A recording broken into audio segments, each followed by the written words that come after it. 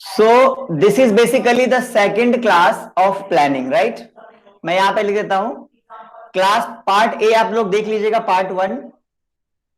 This is part 2 of planning. आज हम planning को कवर कर लेंगे. We will cover the planning chapter today itself. ठीक है, we will cover the planning chapter today itself. आज ही आज में हम इस पूरे प्लानिंग चैप्टर को कवर कर लेंगे.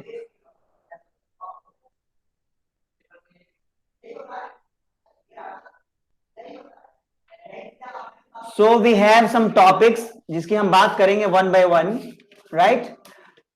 फर्स्ट ऑफ ऑल, मैंने लास्ट क्लास में बात किया था आप लोगों से long range plan and short range plan, planning के मेरिट्स एंड डीमेरिट्स. तो उनमें कोई इश्यू नहीं था आप लोगों की तरफ से. कोई इश्यू होगा तो मैं आपसे बात करूंगा. Now we have types of plans. एक बार मैं आपको क्लास में डिस्कस करता हूं, फिर मैं आपकी क्वेरीज लूंगा. So we have types of plans.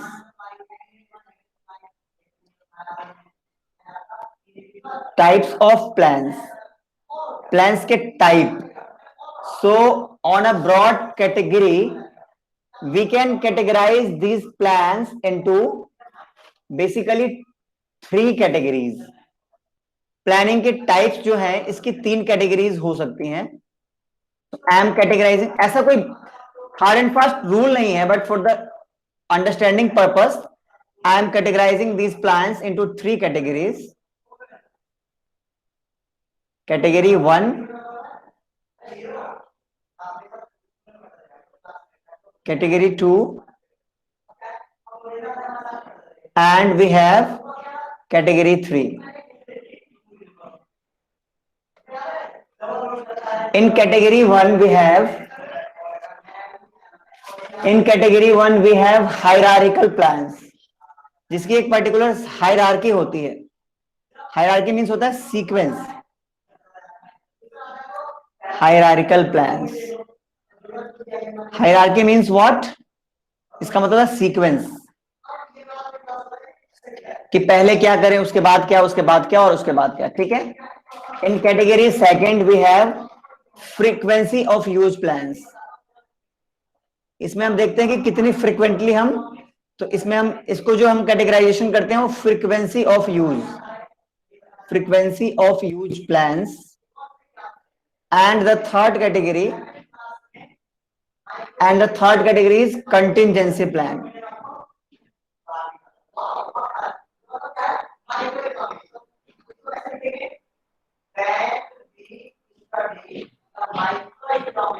Contingency plans. Contingency क्या होता है? इमरजेंसी. कंटिजेंसी क्या होता है? इमरजेंसी. ठीक है. तो इन तीनों को हम अलग अलग बाइफर्केशन करते हैं.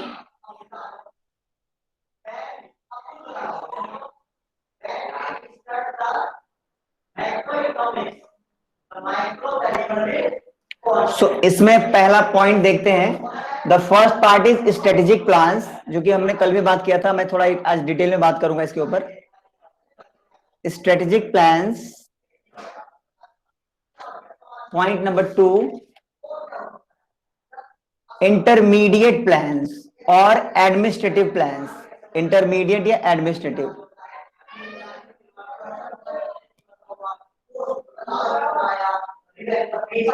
Intermediate plans, and third one is operational plans.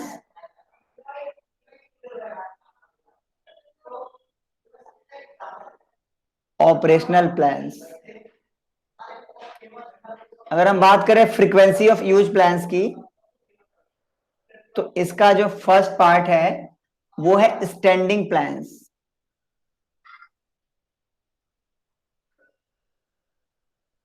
Standing plans. और इसमें क्या है? इसमें है पॉलिसीज. इसी का पार्ट होता है पॉलिसी, रूल्स एंड प्रोसीजर. ये आपने 12th क्लास में पढ़ा होगा, रूल्स एंड प्रोसीजर्स. एक एक करके हम बात करेंगे. We will talk about it all in details. And the second point is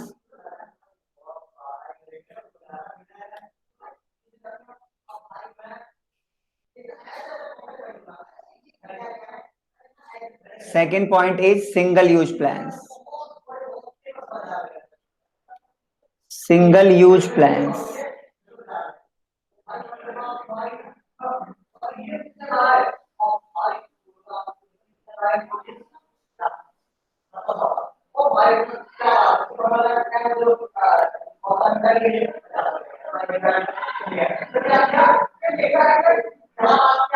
एक बार जल्दी से हम सिंगल यूज प्लान्स देख लेते हैं फटाफट. एक एक करके हम सबको डिटेल में बात करेंगे. So just wait for a while. ठीक है. Single use plans. Single use plans में आप देखोगे कि ये बेसिकली सिंगल यूज के लिए होते हैं. इसके भी 3 पार्ट है. पॉइंट ए, बी और सी. सिंगल यूज प्लान्स में क्या क्या आएगा आपका?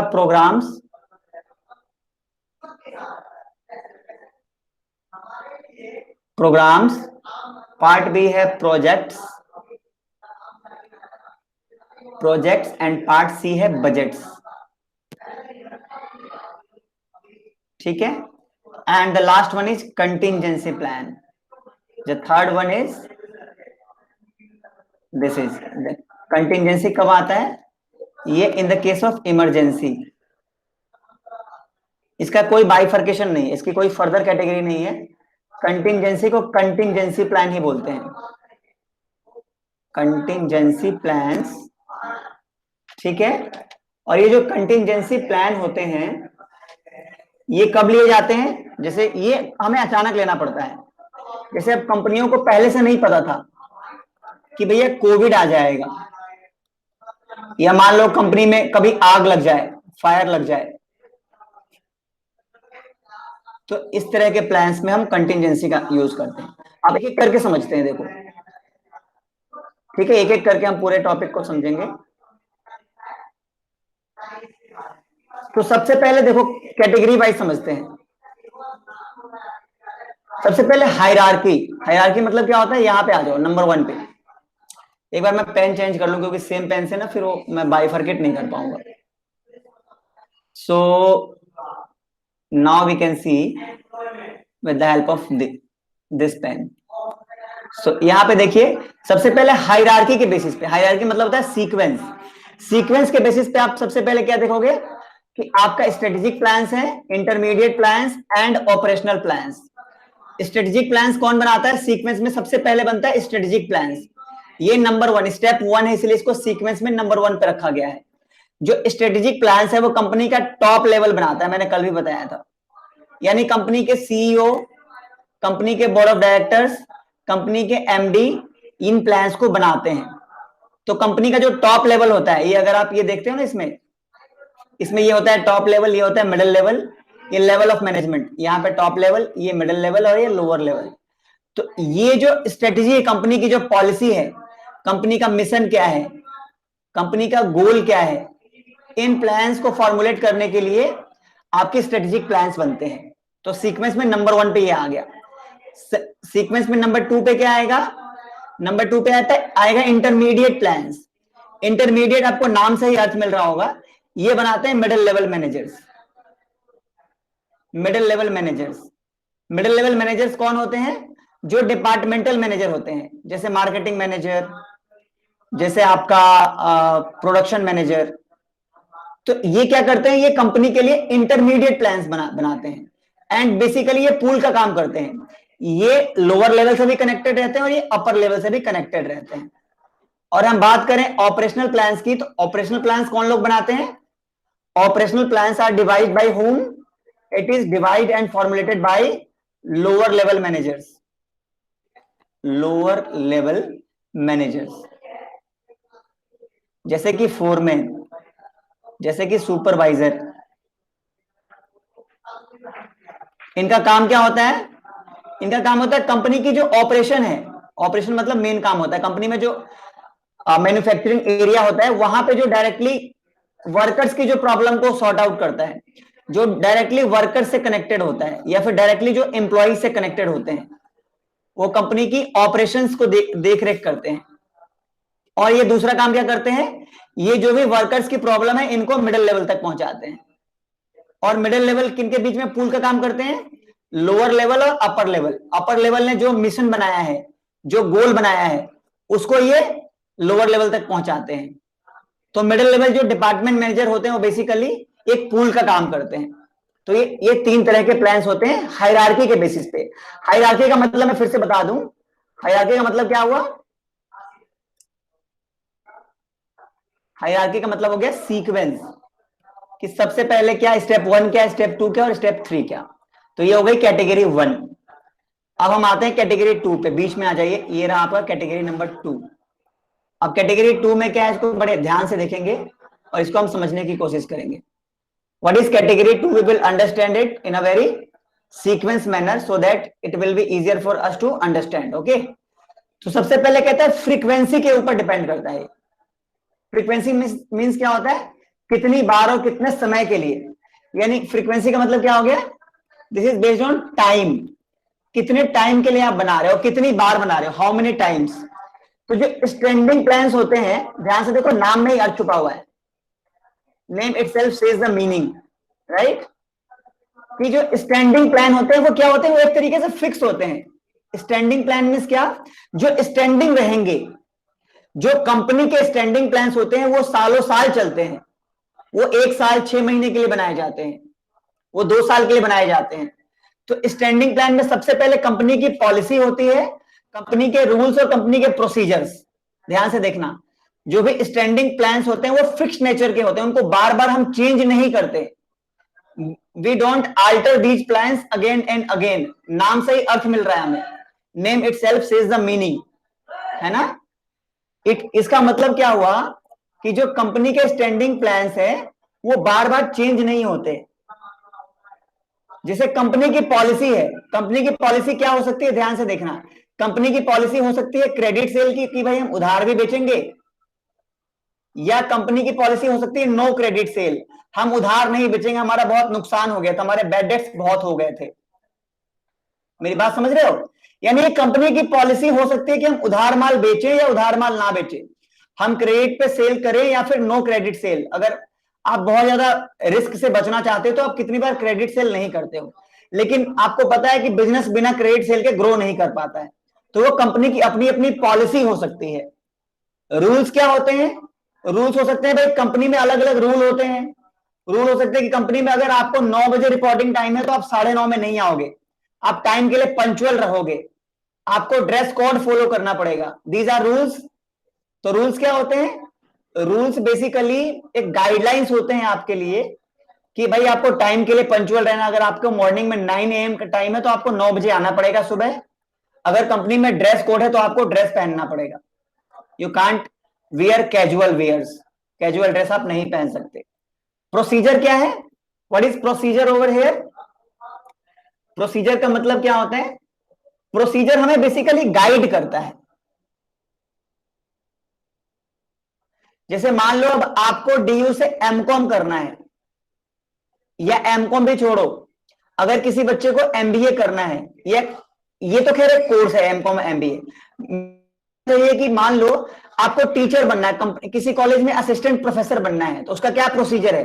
तो मैं बोलूंगा सबसे पहले एमकॉम करो, फिर नेट क्वालिफाई करना। आप बोलोगे सर मुझे स्कूल का पीजीटी बनना है, कॉमर्स का, जो 11th 12th को पढ़ाते हैं, तो मैं बोलूंगा पहले एमकॉम कर लो, उसके बाद बीएड कर लेना, आप सीधा 11th 12th के टीचर बन जाओगे। तो ये प्रोसीजर होता है। Procedure is basically the guiding document, right. तो ये सब स्टैंडिंग, ये तीनों ही पार्ट्स स्टैंडिंग प्लान्स में आते हैं, ठीक है। अब इसका दूसरा पार्ट देख लीजिए। दूसरा पार्ट है, यहां पे आ जाइए नीचे, दूसरा पार्ट है single use plans. Single use का मतलब देखो, आपको नेम से ही इसका मीनिंग मिल रहा होगा। सिंगल यूज मींस जिसका यूज हम एक बार ही करके और उसको फिर जैसे ही टाइम खत्म हो, वो प्रोजेक्ट खत्म हो, हम उसको खत्म कर देंगे। तो यहां पे आ जाइए नीचे, सिंगल यूज प्लान्स, ऐसे प्लान्स जो सिर्फ हम एक बार यूज करेंगे, सिंगल यूज करेंगे। उसके बाद जैसे आपने कोई प्रोग्राम बनाया कंपनी के टारगेट को अचीव करने के लिए, छोटा सा कोई प्रोग्राम बनाया, उस प्रोग्राम को आप क्या करोगे, जैसे ही वो आपका प्रोग्राम कंप्लीट होगा तो आप फिर किसी और प्रोग्राम पे स्विच कर जाओगे। उस प्रोग्राम को अकम्प्लिश करने के लिए, कंप्लीट करने के लिए आपको छोटे छोटे प्रोजेक्ट्स बनाने पड़ेंगे, project A, project B, something like this and that.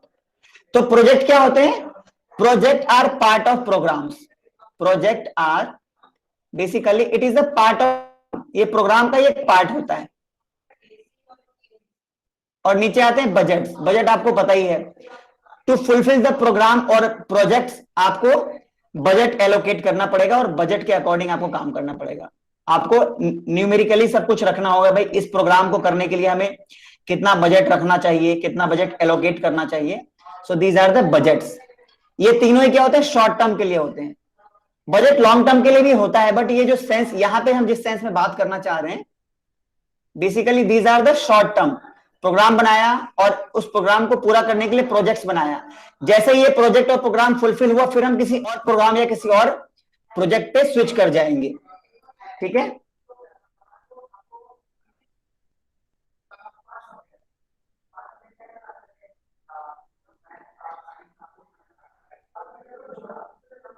अब हम यहां पे आ जाते हैं। जो थर्ड कैटेगरी है हमारी, इसको बोलते हैं कंटिंजेंसी। कंटिंजेंसी का मतलब होता है इमरजेंसी, जो प्लान आप इमरजेंसी में करते हो। जैसे कि अब किसी को पता नहीं था, no one was aware that COVID 19 will hit the Indian economy. किसी को पता नहीं था कि कोविड 19 जैसी बीमारी आएगी और इंडियन इकोनॉमी ही क्या, पूरे विश्व की इकोनॉमी को तबाह करके रख देगी। इस कोविड 19 के चक्कर में करोड़ों लोग जो हैं वो बेरोजगार हो गए। Crore of people have lost their jobs. तो ऐसे प्लान्स के लिए क्या होता है, हम कुछ कंटिंजेंसी के लिए बजट रखते हैं कि कुछ ऐसी इमरजेंसी ना आ जाए, जैसे कोविड 19 है। तो ऐसे आपदाओं से निपटने के लिए, ऐसे सिचुएशन से ओवरकम करने के लिए हम कुछ कंटिंजेंसी प्लान बनाकर चलते हैं कि अगर ऐसा हो गया तो क्या करेंगे। जैसे कंपनी में आग लग गई और पूरी कंपनी जल गई, तो क्या करेंगे, हमने एक जो कंपनी के लिए रिजर्व बनाया था, रिजर्व फंड, जिसमें हम रिटेन्ड अर्निंग रखते थे, कुछ पैसा बचा कर रखते थे, और हर साल हम 1-1 करोड़ रुपए बचा रहे थे। तो 20 साल में कंपनी के पास 20 करोड़ रुपया जमा है। इस 20 करोड़ से कंपनी अपने आप को दोबारा से नया खड़ा कर सकती है। तो ये हम लोग इमरजेंसी के लिए रखते हैं, ताकि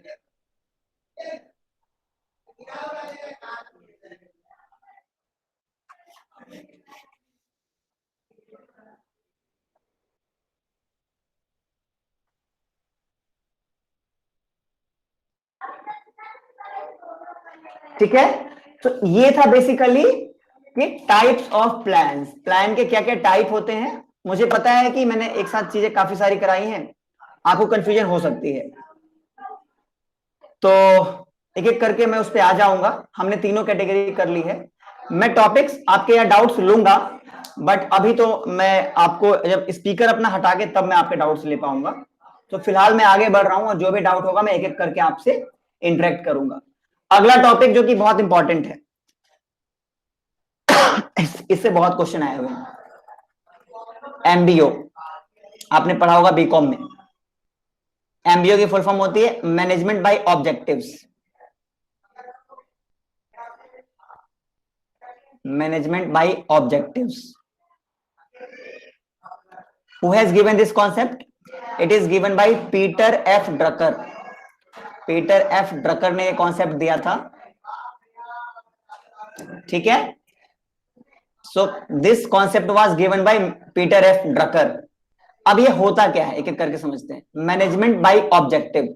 मैनेजमेंट मतलब होता है कंपनी में मैनेजमेंट करना, और ऑब्जेक्टिव मतलब कंपनी का गोल।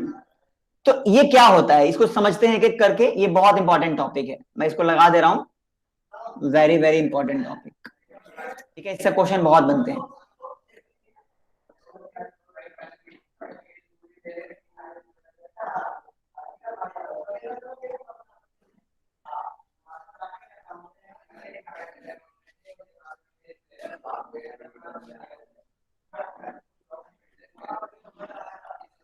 सो ये जो एमबीओ कॉन्सेप्ट है, this is given by Peter F Drucker, जैसा कि मैंने कहा। ठीक है, अब ये होता क्या है, इसको हम थोड़ा डिटेल में समझेंगे। सबसे पहले मैं आपको बता दूं कि basically this term was coined bye mister Peter F Drucker. And MBO क्या होता है? MBO is a participated democratic style of management. देखो कितना इंपॉर्टेंट लाइन लिखा है, कहता है MBO is basically, MBO is participative and democratic style of management. Democratic style of management, style of management. For example, एक साइड में आपके management है, सपोज ये आपका मैनेजर है और ये आपकी पूरी मैनेजमेंट की टीम है सपोज, और यहां पे क्या है, here the management category, here we are deriving the management, and on the right side hair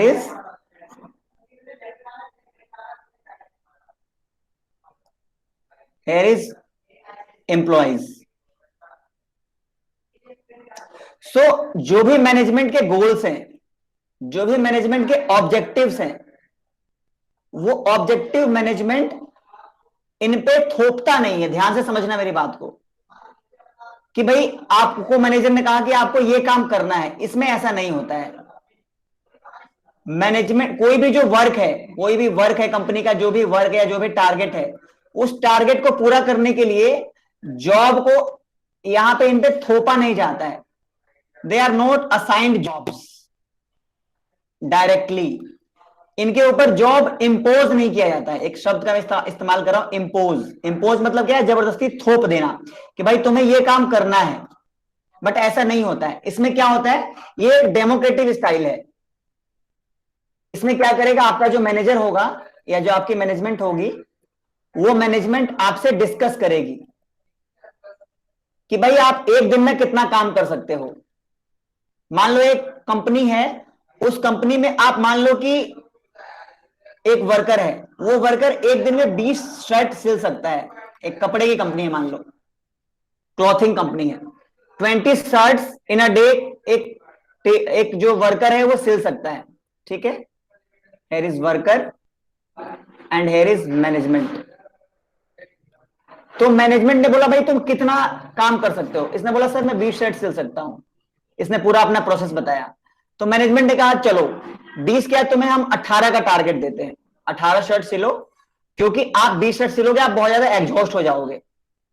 तो इस तरीके से क्या होता है कि whatever the management objective has to accomplish, they will discuss, management will discuss और consult with the employees. Employee से कंसल्ट करके then they will set the target, set the target for the employees. They will set the target for the employees after consultation. Target set करते हैं कैसे? After consultation, consult करके और उनसे पूछकर, और तब जाके कंपनी क्या करती है, इनके स्टैंडर्ड सेट करती है। स्टैंडर्ड मतलब कितना काम आपको करना है, स्टैंडर्ड सेट करना, जॉब का स्टैंडर्ड सेट करना। ठीक है, ये चीजें आपको एक एक करके आएंगी समझ में। ठीक है, अब ये कुछ फीचर्स वगैरह हम देखेंगे इसके, तो आपको ज्यादा क्लैरिटी आएगी। ये टॉपिक बहुत इंपॉर्टेंट है, तो आपको इसको बड़े ध्यान से करना है।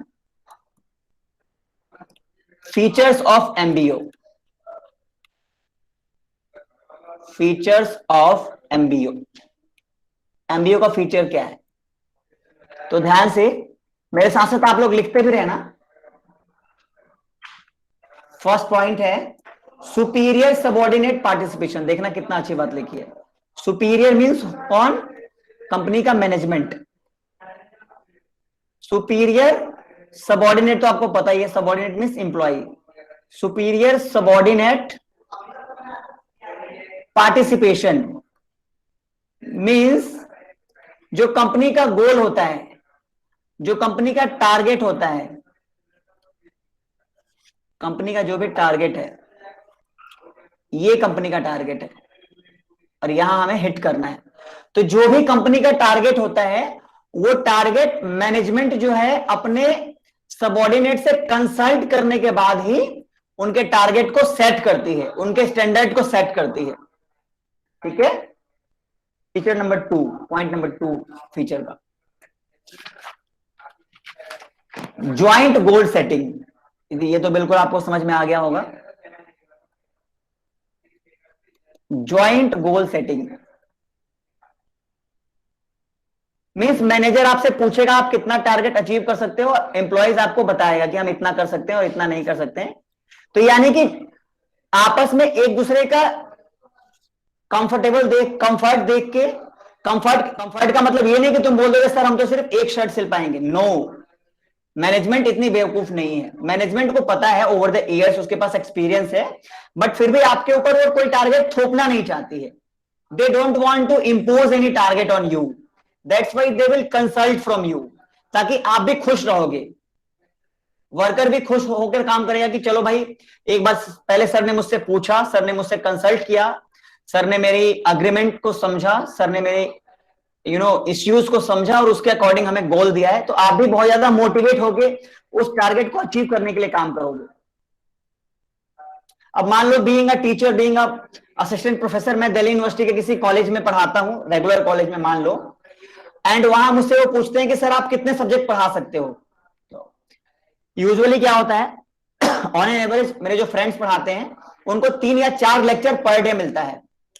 तो कॉलेज मुझे ये थोड़ी ना बोलेगा कि भाई 10 लेक्चर आप पर डे ले लो, तो मुझे भी 3 या 4 लेक्चर दिया जाएगा।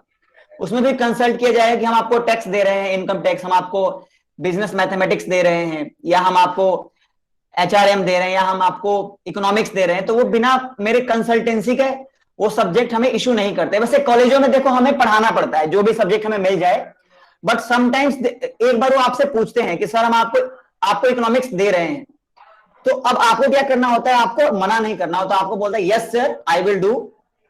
अगर आपको ज्यादा इशू है तो आप एक बार बोल सकते हो कि मैम अगर if possible please change my subject, right. तो ये तो मैं आपको अपने कॉलेजेस की जो नंबर 3, ज्वाइंट डिसीजन मेकिंग। एक ही बात है, joint decision on methodology. Joint decision के आपको मेथड्स तय करने होंगे, किस मेथड से हम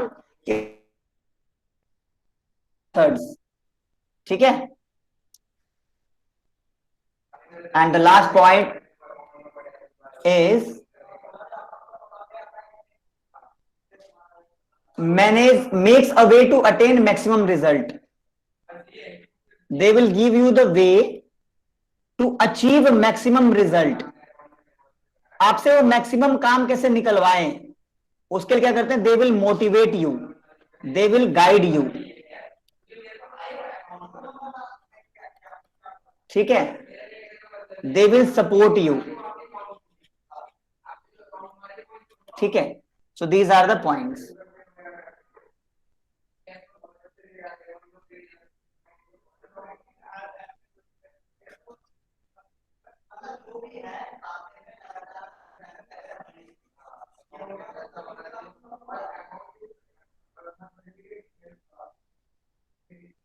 अब ध्यान से देखना, now we will discuss the MBO cycle और स्टेप्स।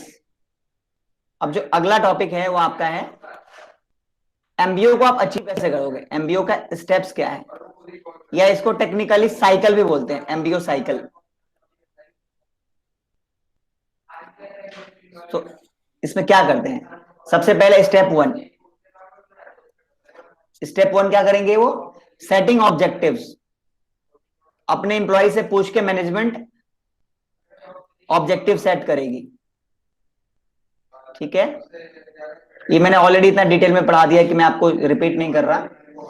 डेवलपिंग एक्शन प्लान, सिर्फ ऑब्जेक्टिव सेट करने से कुछ नहीं होगा। हम लोग और आप लोग रोज प्लानिंग बनाते हैं, लेकिन उस पर एक्शन लेना ये बहुत जरूरी है।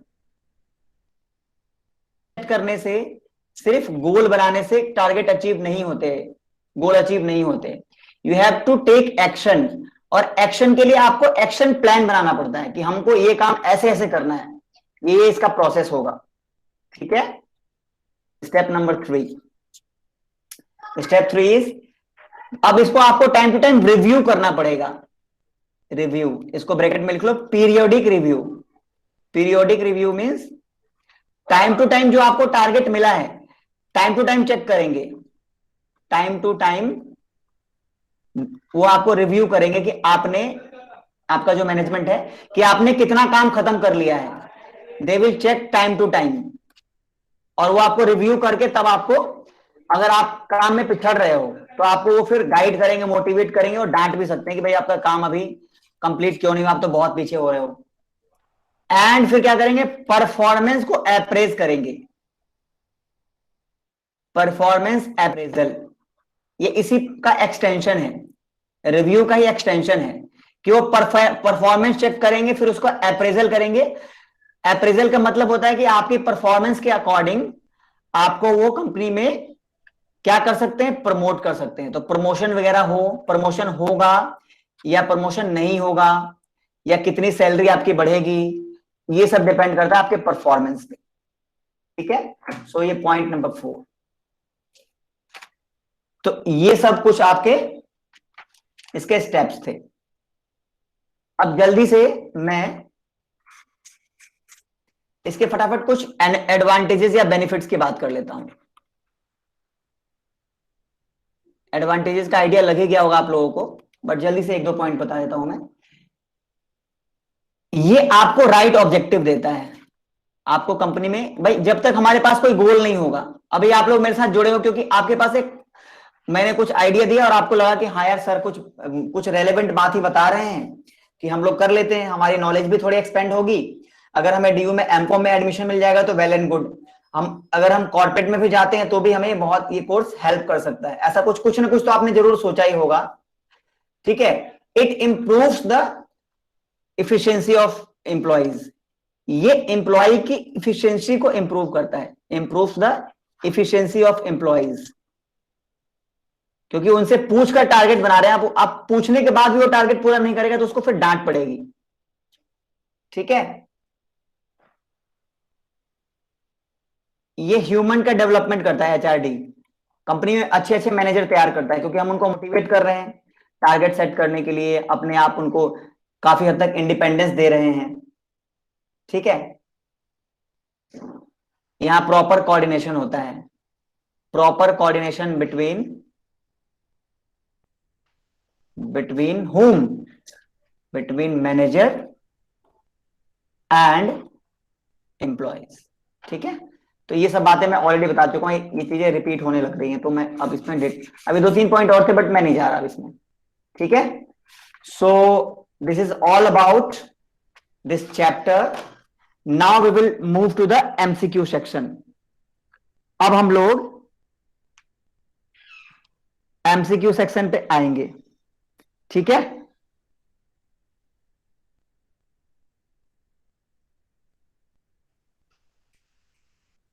चलिए let's come to the MCQ of this chapter.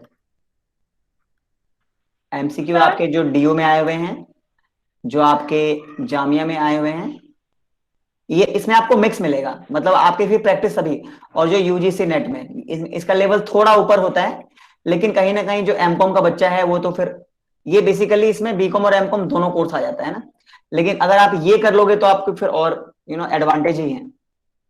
मैं थोड़ा मिक्स ये क्वेश्चन का मैं सेट दे रहा हूँ, जिसमें मेरा टारगेट मेन इसी पे रहेगा, हमारा जो मेन टारगेट है एमकॉम पे ही रहेगा, बट स्टिल कुछ मिक्स क्वेश्चन हम यूजीसी नेट के भी कर लेंगे, जो असिस्टेंट प्रोफेसर के लिए होते हैं, हम जैसे जो लोग हैं जो डीयू में जामिया में जहां भी मौका मिलता है वहां पढ़ाते हैं।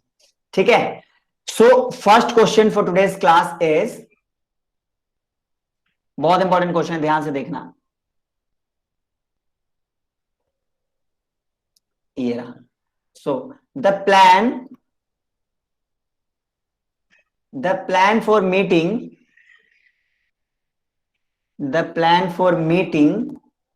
the challenges of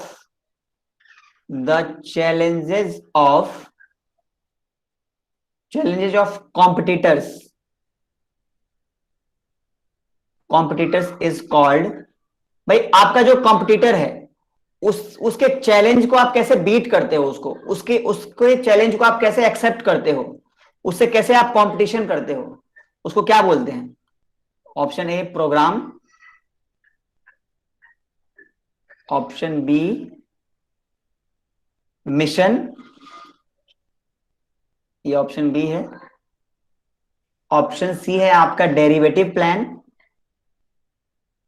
derivative plan. And option D है आपके पास स्ट्रेटेजी, स्ट्रेटेजी। अब आप लोग चैट बॉक्स में आंसर देना, मैं आ रहा हूं आपका आंसर देखने के लिए। Please answer me in the chat box,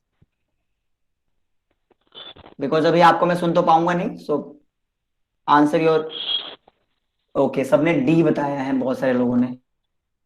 आरती ने, एकता ने ऑप्शन डी बताया। बाकी लोग बताइए जल्दी से। आरती, एकता, सृष्टि आप बताइए, और बताइए नेहा। तीन तीन नेहा है हमारे ग्रुप में। सो ऑप्शन डी का ज्यादातर आंसर आ रहा है मेरे पास, बिल्कुल सही। सो बिल्कुल सही स्ट्रेटजी इसका आंसर। देखो स्ट्रेटजी है तो सही, लेकिन अब मैं आप लोगों से पूछ तो पाऊंगा नहीं, तो मैं आपको बता रहा हूं। फिर इसके बाद में आपसे पूछूंगा अभी, but at the end of the session. Strategy, strategy मतलब स्ट्रेटजी वर्ड कहां से लिया गया है? ये लिया गया है वॉर से। ये जो वर्ड है ये बिजनेस में कहां से लिया गया है? बिजनेस में, मैनेजमेंट में, ऑर्गेनाइजेशन में, ये लिया गया है वॉर से। जैसे दो कंट्रीज हैं, इंडिया और पाकिस्तान, इनके बीच में सपोज वॉर की स्थिति आ गई, तो अब क्या स्ट्रेटजी बनाएगी India to counter the Pakistan attack? भाई पाकिस्तान के अटैक को रोकने के लिए या उन पे अटैक करने के लिए इंडिया क्या ऐसी स्ट्रेटजी बनाएगी? उसी को बोलते हैं strategy. Strategy means to beat the competitor. इसको हिंदी में बोलते हैं रणनीति बनाना। रण की नीति, देखो यहां पे रण का मतलब क्या होता है? युद्ध। वॉर को बीट करने के लिए, वॉर को जीतने के लिए जो पॉलिसी बनाई जाती है, दैट इज कॉल्ड स्ट्रेटजी। तो ये वॉर से लिया गया है। क्वेश्चन नंबर 2, ये क्वेश्चन मैंने कल भी पूछा था, आज मैं रिपीट कर रहा हूं। वैसे कल वाले क्वेश्चन मैं रिपीट नहीं करूंगा, बट ये क्वेश्चन मैं रिपीट करना चाह रहा हूं, मुझे थोड़ा अच्छा लग रहा है क्वेश्चन। ये आसान है बट अच्छा है। No planning can start without setting, no planning can start without setting, without setting. Option A, option B, option C and option D. Option A है बजट,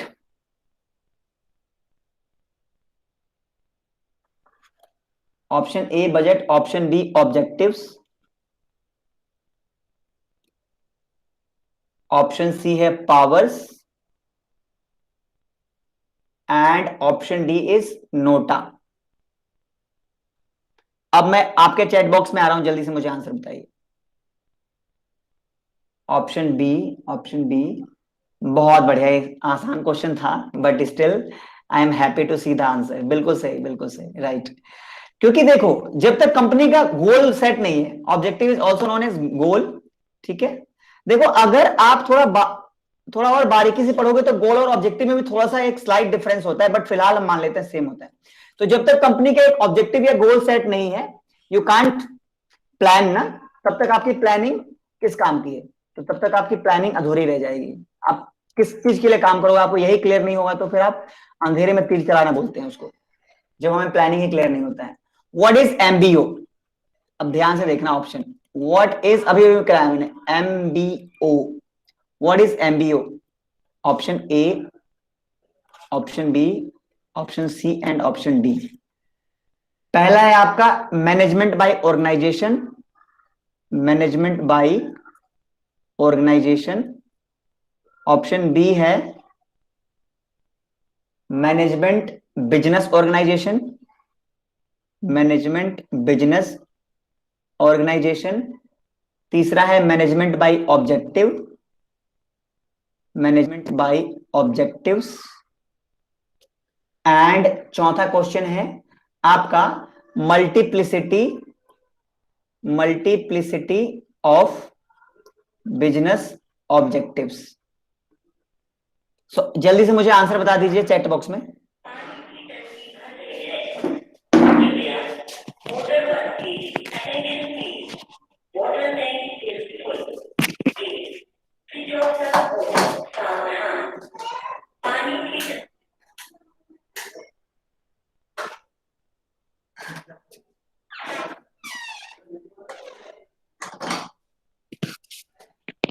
आप लोगों का आंसर बिल्कुल सही है.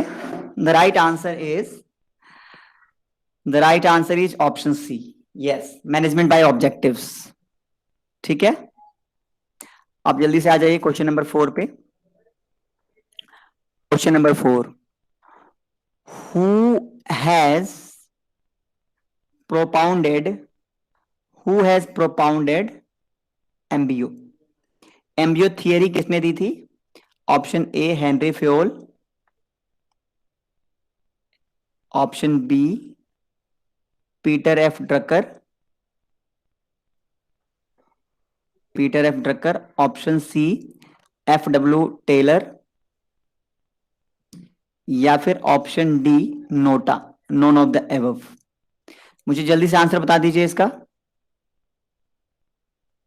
Option B. Okay, option B. Yes, people, very good. So this is given by whom? This is given by Peter F. Drucker. Shabash. So this is the question number 4. Now we are moving to the question number 5. So question number 5 is, which element is not necessary in each objective under MBO? Which element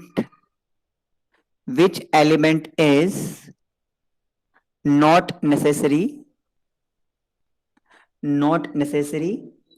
in each objective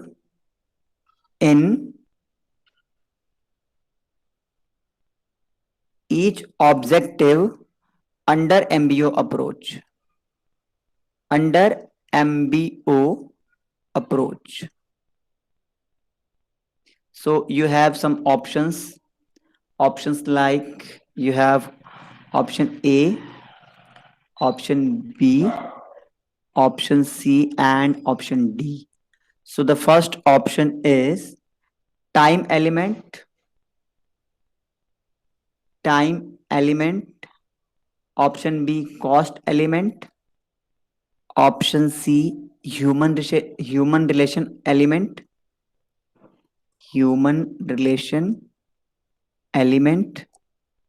and we have measurable element.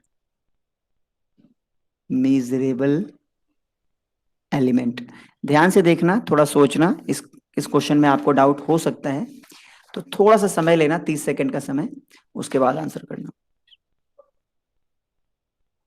कौन सा element MBO में जरूरी नहीं है?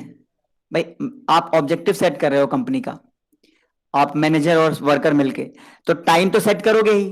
भाई time element तो होगा ही कि कितने समय में आप काम को पूरा कर लोगे. कॉस्ट एलिमेंट भी आपको दिया जाएगा कि भाई कितना कॉस्ट लगेगा तुम्हें बनाने के लिए. तीसरा ह्यूमन रिलेशन. क्या हम ह्यूमन रिलेशन को छोड़ देंगे? अगर ह्यूमन रिलेशन को छोड़ते तो फिर हम वर्कर से पूछते ही क्यों?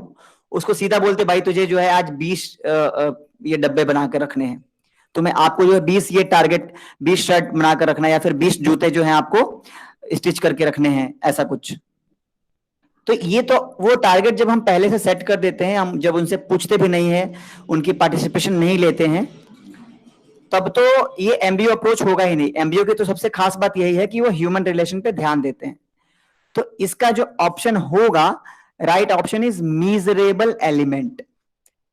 तो इसको एक तरीके से मैं आपको बता दूं, मीजरेबल मतलब मेजर करने योग्य, something which can be measured. तो ये थोड़ा सा अटपटा सा ऑप्शन है. वैसे इसका मतलब यह है कि कुछ ऐसी कोई चीज जिसको हम मेजर कर सकें. तो यहां पे ये सूट नहीं कर रहा था ऑप्शन. वैसे इसका कोई लॉजिकल आंसर देना मुश्किल है मेरे लिए. तो आप, मुझे जो लगा वो मैंने आपको बताया, क्योंकि किसी किसी क्वेश्चन में थोड़ा सा आपको प्रॉब्लम लगेगा कि इसका क्या होना चाहिए. तो sometimes you have to be very cautious.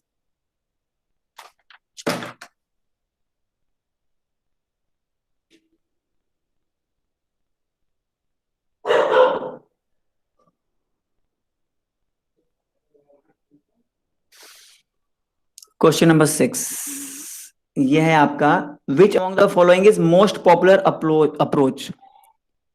Which among the following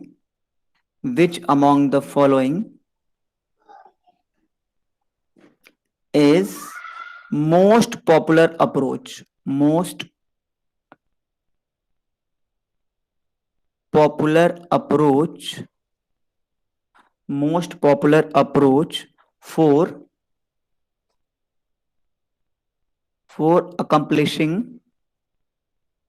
accomplishing the results। इसका मतलब हुआ कि रिजल्ट को अकम्प्लिश करने के लिए, अकम्प्लिश मीन्स होता है अचीव करना, रिजल्ट को अचीव करने के लिए which is the best approach. You have 4 options, option A, option B, option C and option D.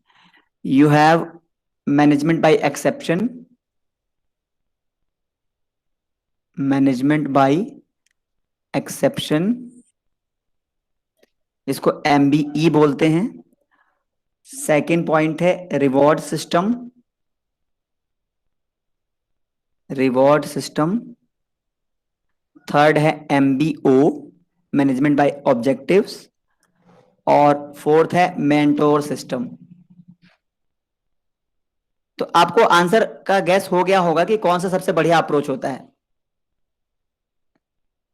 सो एक बार आंसर कर दीजिए मुझे फटाफट। See, okay okay, fine fine fine. So आपको गेस हो गया है कि this is basically the MBO। इन MBO अप्रोच टारगेट भाई अचीव कैसे नहीं होगा? जब आपने टारगेट पूरा करने से पहले अपने एम्प्लॉय से पूछ लिया कि भाई आप कितना टारगेट अचीव कर सकते हो। और मैंने पहले भी बताया इसमें ऐसा नहीं है, बिल्कुल मैनेजमेंट इतनी बेवकूफ नहीं है कि एक वर्कर बोले एक दिन में उसको 20 शर्ट बनाना चाहिए था और वो बोले सर मैं तो 2 ही बना सकता हूं। सो कंपनी के पास ये एक्सपीरियंस है मैनेजमेंट के पास कि ठीक है ये 20 बोलेगा, हम इसको 25 भी बोल सकते, टारगेट दे सकते हैं, और हम इसको 18 भी टारगेट दे सकते हैं। वो डिपेंड करता है सिचुएशन पे।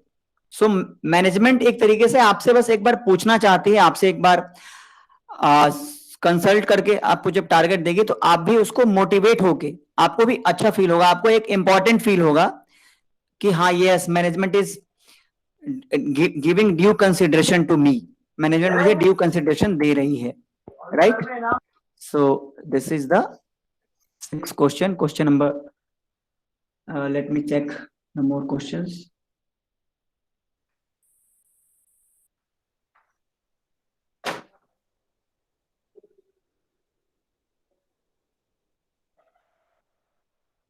बाकी 5 क्वेश्चन मैंने कल कराए थे, वो मैं रिपीट नहीं कर रहा हूं, I am not repeating those questions. So 5 questions मैंने कल करा दिए थे एंड आई डोंट थिंक अब इसमें कोई क्वेश्चन बचता है। So that's all for today. एक बार आप लोग अभी लेफ्ट मत करना, मैं आप लोगों से बात करूंगा बट मैं अभी रिकॉर्डिंग ऑफ कर दूं। So these are basically the 10 or 11 questions for this chapter you people have to cover.